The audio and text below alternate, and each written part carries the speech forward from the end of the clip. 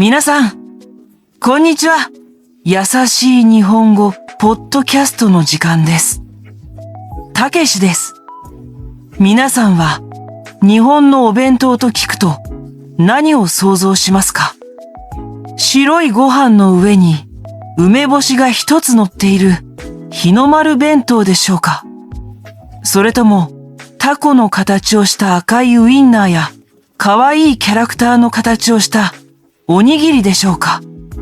日本のお弁当はただお腹を満たすためのご飯というだけではなく、作る人の愛情やメッセージが込められた特別なものだと私は思います。今日は私が日本に来て初めてのホームステイで毎日お世話になったお母さんが作ってくれたお弁当の小さな秘密についてお話ししたいと思います。その秘密に気づいたとき、私は日本の言葉にしない優しさに触れて胸がいっぱいになりました。今日のテーマはホームステイのお母さんのお弁当の秘密です。私が初めて日本に来たのは高校生の時でした。1年間の交換留学で東京の郊外にある普通の日本の家庭にホームステイをすることになりました。私のホストファミリーはお父さんとお母さん、そして私と同じ年の高校生の娘さんが一人いる3人家族でした。お父さんは会社員でいつも忙しそうでしたが、とても面白い人でした。娘のゆきちゃんは最初は少し恥ずかしがり屋でしたが、すぐに私と仲良くなって本当の姉妹のようになりました。そしてお母さん、私の日本のお母さんはいつも笑顔でとても優しい人でした。日本での高校生活が始まり、私が毎日一番楽しみにしていたのはお昼の時間でした。なぜならお母さんが毎朝早く起きて私とゆきちゃんのために愛情のこもったお弁当を作ってくれたからです。お母さんが作るお弁当は魔法の箱のようでした。蓋を開けると色とりどりのおかずが宝石のようにきれいに並べられていました。甘い卵焼き、ハートの形をしたハンバーグ、緑色のブロッコリー、星の形に切られた人参、そして炊きたての美味しいご飯。毎日お弁当の蓋を開けるたびに、うわあ、すごいと私は感動していました。クラスの友達も毎日美味しそうだね、いいなあといつも羨ましそうに見ていました。お母さんのお弁当はまだ日本語が下手でクラスに馴染めなかった私の大きな自慢でした。毎日お弁当は本当に美味しくて、私はいつもきれいに全部食べていました。でもお弁当を食べ始めてから1ヶ月くらい経った頃、私は一つの小さなことに気づきました。お母さんが作るお弁当の中にはいつも私が少しだけ苦手な食べ物が一つだけ入っているのです。例えば、私はピーマンの苦い味が少し苦手でした。すると、次の日のお弁当には肉詰めピーマンが一つだけちょこんと入っているのです。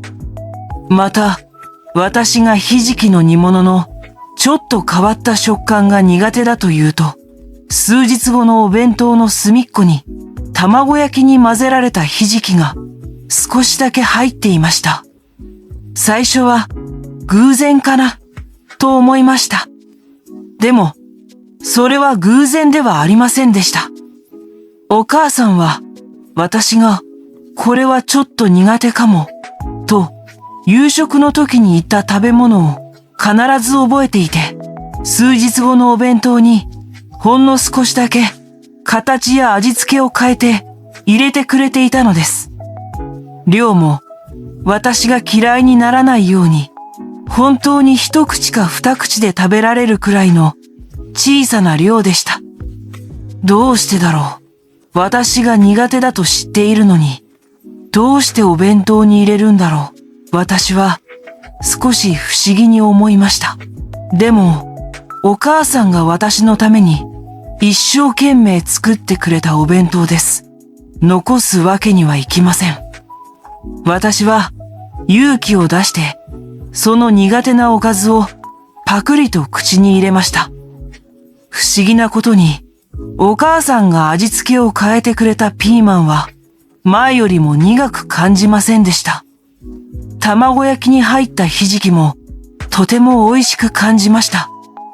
私は毎日その小さな挑戦を続けているうちに、いつの間にかピーマンもひじきも他のいろいろな野菜も全部大好きになっていました。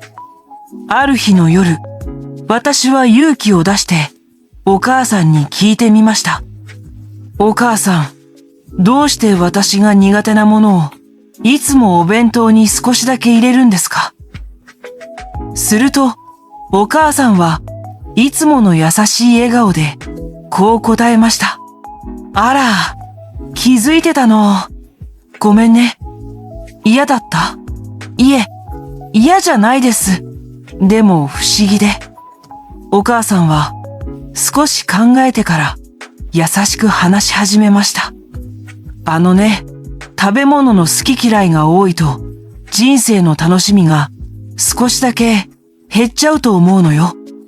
この世界には美味しいものがたくさんあるから、いろいろなものを食べられた方がもっと楽しくなるでしょ？はい。